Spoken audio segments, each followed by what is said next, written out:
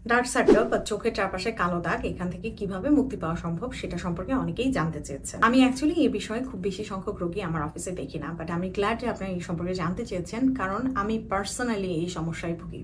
যেহেতু কোনো ধরনের মেকআপ ব্যবহার করি না, সো চোখের চারপাশে যখন ডার্ক সার্কেল হয় কোনো কারণে, like I get really worried about it.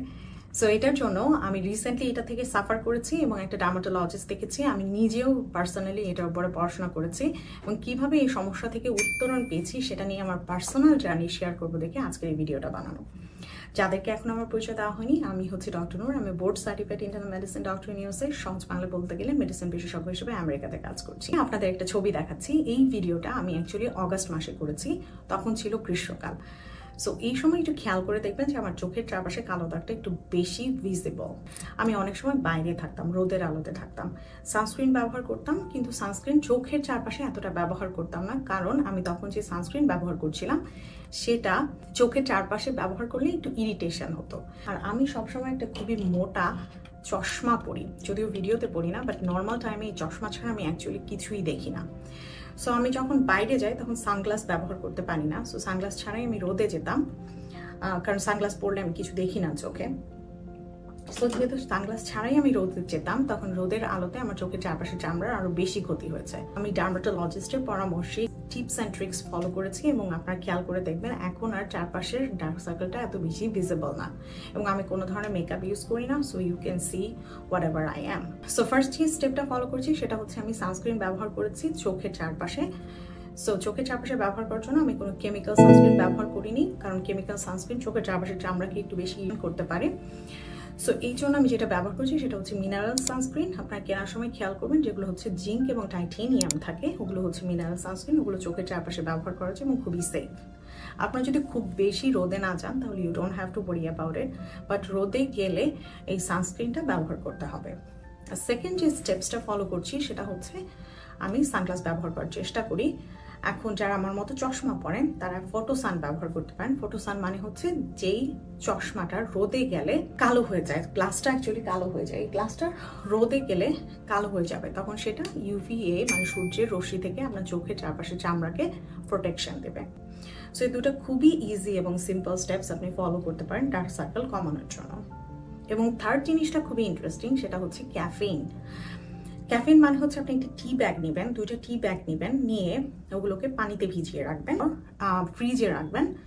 সকালবেলা ওই 2টো টি ব্যাগ চোখের উপরে রাখবেন 10 মিনিটের জন্য। টি ব্যাগে থাকে ক্যাফেইন। ক্যাফেইন হচ্ছে ভেসোকনস্ট্রিক্টর, তার মানে চোখের নিচে যে রক্তনালীগুলো আছে ওগুলো যখন অনেক সময় নীলচে হয়ে যায় বা কালো কালো হয়ে থাকে, সো আপনি যদি ওটা ব্যবহার করেন তাহলে এগুলো রক্তনালীগুলোকে সংকুচিত করবে এবং কালো কালো ছোপ ছোপ ভাব আস্তে আস্তে কমে যাবে। আপনারা টি ব্যাগ ব্যবহার করে দেখতে পারেন। আমার যেহেতু সবসময় টি ব্যাগ ব্যবহার করার সময় থাকে না, আমি ব্যবহার করি সেরাভির একটা আই ক্রিম। এটা এত এক্সপেন্সিভ কিছু না। সেরাভির আই ক্রিম, এখানে থাকে সেরামাইড, নিয়াসিনামাইড এবং ক্যাফেইন। ক্যাফেইন অলরেডি এখানে থাকে। সেরামাইড এটার হাইড্রেশন বা আর্দ্রতা বজায় রাখে, আর নিয়াসিনামাইড হচ্ছে হাইপোপিগমেন্টেশন মানে হচ্ছে যে কালো কালো দাগ আছে এগুলো দূর করতে সাহায্য করে। সো এটা হচ্ছে ভেরি গুড টু কম খরচের মধ্যে বা বাজেটের মধ্যে একটা আই ক্রিম, ব্যবহার করে দেখতে পারেন। নেক্সট যে জিনিসটা জানা জরুরি সেটা হচ্ছে আপনার কোনো ধরনের অ্যালার্জি আছে কিনা, কারণ অনেকেরই ধুলাবালিতে গেলে বা সার্টিন কিছু মেকআপ প্রোডাক্ট ব্যবহার করলে চোখের চারপাশে ইরিটেশন হয়, চোখ চুলকায়, চোখ দিয়ে পানি পড়ে। কারণ যদি এই ধরনের সমস্যা থাকে তাহলে আমি ওটাকে বলি আপনার অ্যালার্জি আছে। যদি আপনার ধুলাবালিতে অ্যালার্জি থাকে তাহলে আমি একটা আই ড্রপের কথা বলছি, যেটার নাম হচ্ছে অলোপেটাডিন আই ড্রপ। এটা প্রত্যেক দিন চোখে এক ফোঁটা করে দেবেন, তাহলে আপনার চোখের অ্যালার্জি কমে যাবে।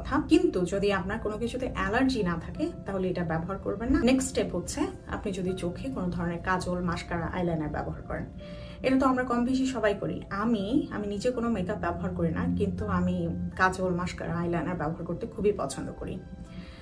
সো আপনি যদি চোখে কোনো ধরনের কাজল বা মাস্কারা ব্যবহার করেন, এটা যদি আপনি ঠিকঠাক মতো পরিষ্কার না করেন তাহলে আস্তে আস্তে এই পিগমেন্টেশনগুলো চোখের চামড়ার উপরে জমা হয়ে হয়ে হয়ে হয়ে একটা কালো আবরণে তৈরি করতেই পারে। সো যে কোনো ধরনের মেকআপ প্রোডাক্ট হতে পারে, সেটা কাজল বা মাস্কারা বা আইলাইনার যাই হোক না কেন, যে কোনো একটা মেকআপ প্রোডাক্ট ঠিকঠাক মতো চোখ থেকে মুছে ফেলা খুবই জরুরি। এখনকার most of the makeup product খুবই লং লাস্টিং হয়, সো শুধুমাত্র পানি দিয়ে পরিষ্কার করলে ঠিকঠাক মতো পরিষ্কার হয় না। এই জন্য আপনার যেটা ব্যবহার করতে হবে আইদার একটা মেকআপ রিমুভিং সিরাম অথবা মাইসেলার ওয়াটার ব্যবহার করতে পারেন। এবং ব্যবহার করার সময় যেটা খুবই খুবই জরুরি সেটা হচ্ছে একটা কটন ব্যবহার করবেন বা তুলা ব্যবহার করবেন। কোনো সুতি কাপড় বা যে কোনো ধরনের কাপড় দিয়ে ঘষাঘষি করবেন না, কারণ চোখের চারপাশে যদি আপনি ঘষাঘষি করেন, ইভেন আঙুল দিয়েও যদি ঘষাঘষি করেন, তাহলেও এখান থেকে ইরিটেশন হয়ে চোখের চারপাশে চামড়া কালো হয়ে যেতে পারে। যারা এই সবগুলো টিপস অ্যান্ড ট্রিক্স ফলো করার পরেও খুব ভালো ধরনের ফলাফল লক্ষ্য করছে না, তাদের ক্ষেত্রে আমরা একটু পাওয়ারফুল মেডিসিনের দিকে যেতে পারি। নাম্বার 1 হচ্ছে রেটিনল।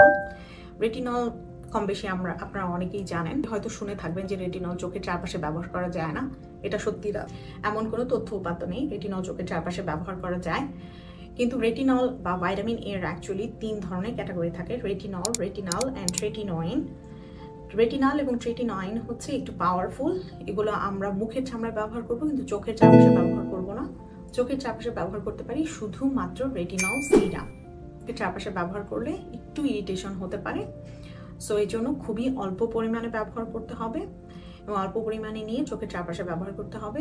ইনিশিয়ালি ব্যবহার করতে হবে সপ্তাহে 2 দিন, তারপর ব্যবহার করতে পারেন সপ্তাহে 3 দিন। এর থেকে বেশি চোখের চারপাশে ব্যবহার করা আমি রিকমেন্ড করি না। এখন আপনি যদি একদমই আপনার স্কিন রেটিনল টলারেট না করে, সেক্ষেত্রে আপনি যেটা করতে পারেন যে চোখের চারপাশে ফার্স্টে ময়শ্চারাইজার দিয়ে তার উপরে আপনি রেটিনল দিতে পারেন। সেক্ষেত্রে আপনার অ্যাবজর্পশনটা একটু কম হবে, ইরিটেশন কম হবে, যতটুকু অ্যাবজর্পশন হবে ততটুকুই কাজ করবে।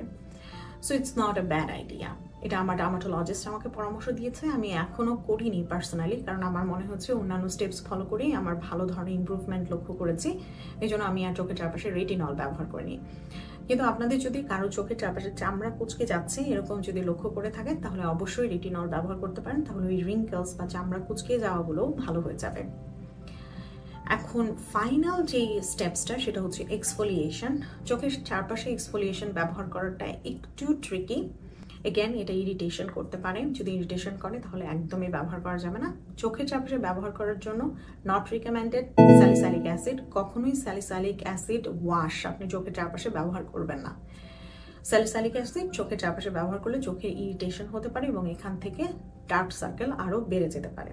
সো যাদের অ্যাকনি আছে, point to be noted, salicylic acid cleanser দিয়ে যদি আপনি মুখ ধন, চোখের চারপাশে আপনি ব্যবহার না করার চেষ্টা করবেন। চোখের চারপাশে এক্সফোলিয়েশনের জন্য খুবই কম ইরিটেটিং হচ্ছে mandelic acid. 10% mandelic acid and hyaluronic acid serum, the ordinary ব্র্যান্ডের আছে, খুবই ভালো, ব্যবহার করে দেখতে পারেন। এটা হচ্ছে লিস্ট ইরিটেটিং, বা এটা যদি অ্যাভেলেবল না হয় তাহলে নেক্সট অপশন হচ্ছে 5% lactic acid with hyaluronic acid. Lactic অ্যাসিডের হাইপোপিগমেন্টেশন প্রপার্টি আছে, মানে ওরা কালো কালো দাগ দূর করে ফেলে, এবং সেই সাথে এক্সফোলিয়েশন তো আছে। এক্সফোলিয়েশন মানে সেলের টার্নওভার বাড়ে, তখন কালো কালো সেলগুলো স্কিন থেকে সরে যায় এবং নতুন সেল গজাতে সাহায্য করে। ফাইনালি একটা কথা যেটা না বললেই নয়, সেটা হচ্ছে যদি আপনি ঠিকঠাক মতো না ঘুমান, যদি রেস্ট ঠিকঠাক মতো না নেন, তাহলে যত কিছুই ফলো করেন না কেন কোনো কাজে দিবে না। ঘুমাতে হবে ঠিকঠাক মতো, রেস্ট নিতে হবে ঠিকঠাক মতো। আর কিভাবে ঘুম ভালো হবে এটা নিয়ে যদি আপনি স্ট্রাগল করে থাকেন, বা ঘুমাতে যদি আপনার সমস্যা হয়, বা আপনার যদি ঘুমের সমস্যা থাকে, তাহলে কিভাবে ঠিকঠাক মতো ঘুমাতে হবে বা কি স্টেপসগুলো ফলো করলে আমাদের ঘুম ভালো হবে, সেটা নিয়ে আমার একটা ফুল ভিডিও আছে, ওটার লিঙ্ক আমি দিয়ে দিচ্ছি ওপরে, সেই ভিডিওটা দেখতে পারেন। এটাই ছিল আজকের ভিডিওতে বলার। আর আপনাদের আরও কোনো কোয়েশ্চেন থাকলে নিচে কমেন্ট বক্সে কমেন্ট করতে পারেন, আমি সেগুলো উত্তর দেওয়ার চেষ্টা করব। আপনাদের সাথে আবার দেখা হবে ভবিষ্যতে অন্য কোনো ভিডিওতে। এর মাঝখানে সবাই খুব ভালো থাকবেন। বাই।